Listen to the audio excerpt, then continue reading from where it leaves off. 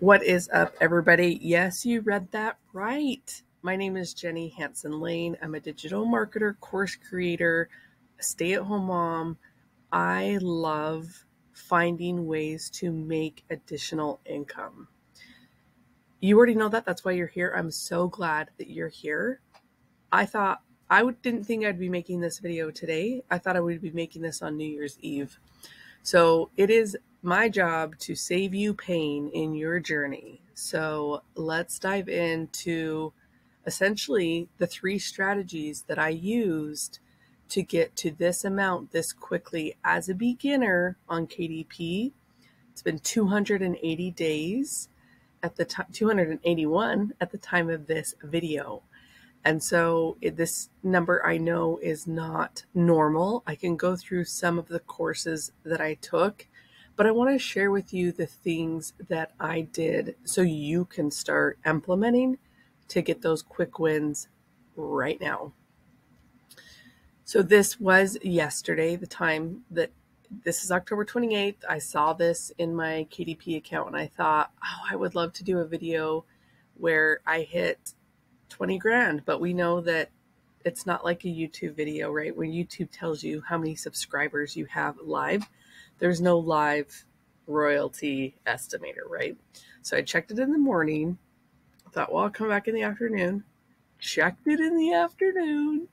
And I thought, I'm so close. Should I just sit here and refresh? But I don't make money that fast, right? And I can't be obsessed with the back end. I need to create books. In fact, let's see. Yeah, I need to create books. And so last night I checked it and we hit 20 grand and, $3, which is a big deal. So this didn't happen overnight, but everything that I did each day helped me to make money overnight, if that makes sense, right? Like it's the best to wake up with something in your dashboard. And this was this morning. This is the 29th at the time of this filming. So we're going to go through the 3 strategies that have helped me that I believe can change anyone's KDP journey. So number 1, niche research. You've heard me lose my voice over this, right? You've heard me talk about how important it is, but why is it so important? If you are publishing books that everybody else is publishing, then you're not doing your niche research or niche research. And one of the reasons I say that is because if you're publishing what everybody else is doing, then how are you finding the gold mine on Amazon? Okay.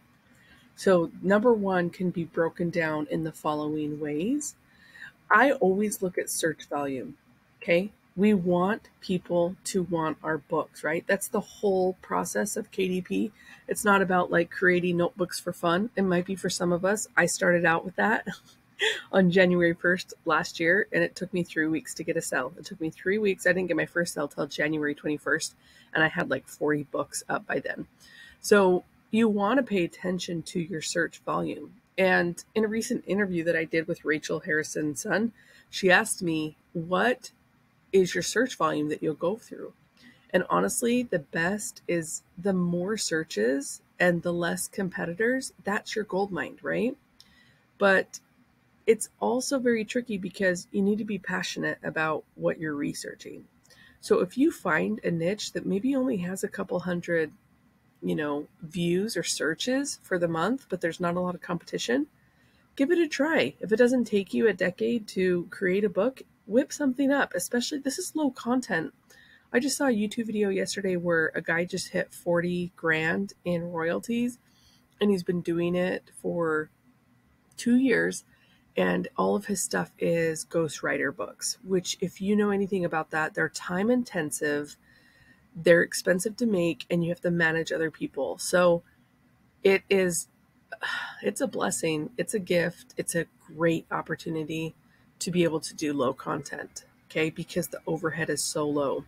So don't hurt yourself by not doing niche research and not identifying places where there's that search volume, okay? And the second part of that is the number of publishers. Check out those. If it's a high competition, if there's a lot of publishers, go see how many are self-publishing, okay? So these are little tips that I began to do in January that really helped me identify places that I wanted to publish. Okay. And then part of that niche research, I'm looking at the covers and I'm like, you know what? I can totally out-design them. And that brings me to number 2, out-design them. That is, if you have to hire it out, hire it out. If you feel like it's worth the $30, $40, $50, hire it out. But if you can make something better, there's so many templates too, right? And I'm just getting into Book Bolt. You guys saw that. I'm going to do more tutorials on that. Those videos are dropping later this week. But if you're not going to make a book that's more beautiful than something that's already out there, I don't really have advice. But if you can see the flaws in their book, in the colors, in the fonts, in the way that it looks, go out there and try and make something better. And if you're not good at design, go study design. Go look at the books that are selling really good. There are some books where I'm like, that's beautiful. I'm not even going to compete with that. Moving on, and that's okay. Other times, like, I'm going to design myself because that is my most favorite part. That is my most favorite part of this whole thing, is having the ability to create something that didn't exist before. And all of us, you have that inside of you. You have the ability to create something that didn't exist before. That is part of your right and privilege as a human being. So don't dismiss your ability to get really good at creating something that didn't exist before. The second part of out designing is being able to out descript them.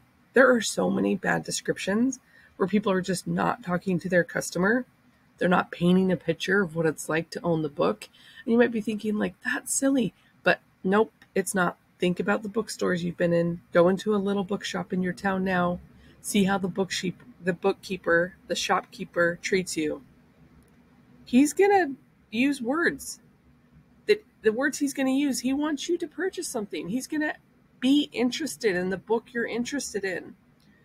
And this is just, let that blow your mind for a second.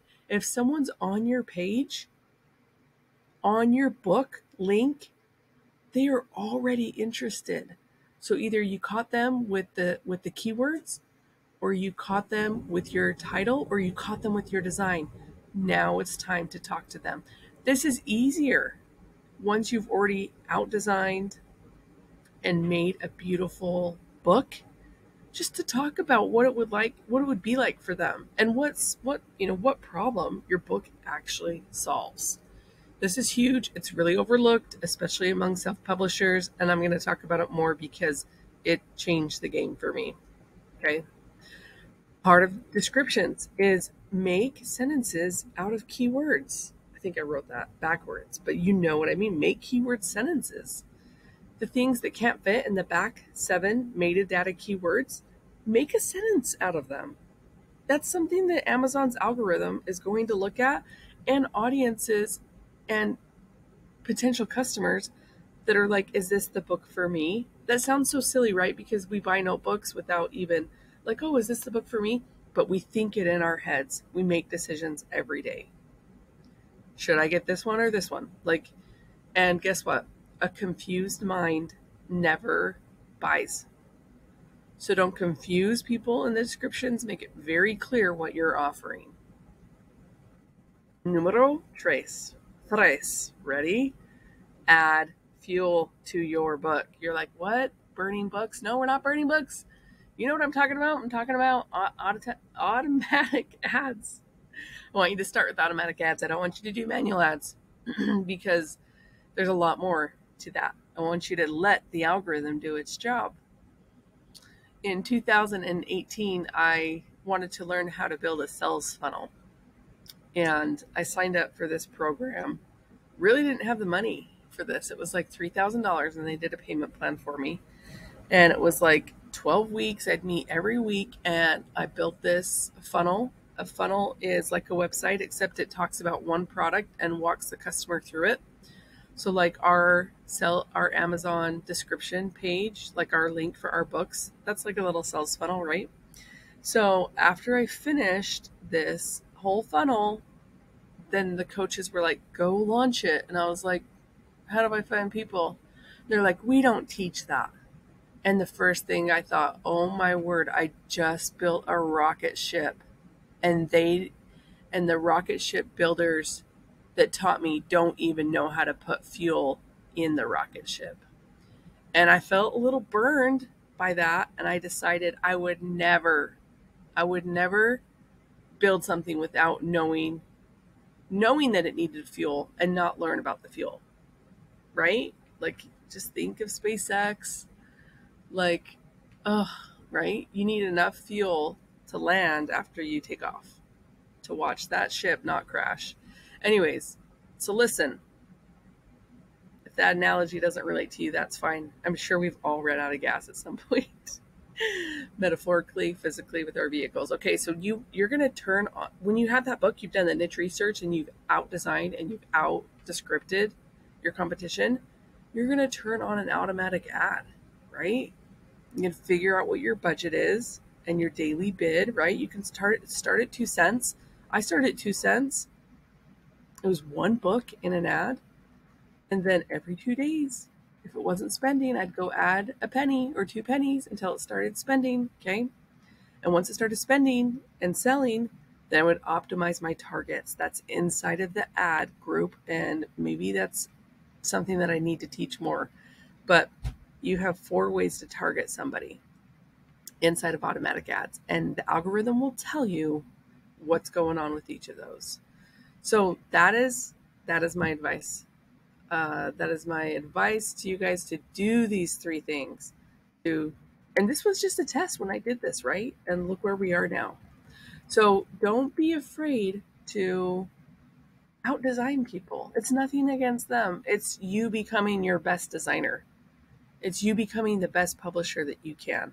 It's you wanting to serve the customer better than the person before you. There is no shame in that, right? Like, that's why Netflix took out Blockbuster.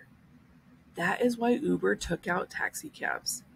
There is a better way to serve the customer. And when you think about it like that, you have a duty to do it if you have the power to do it.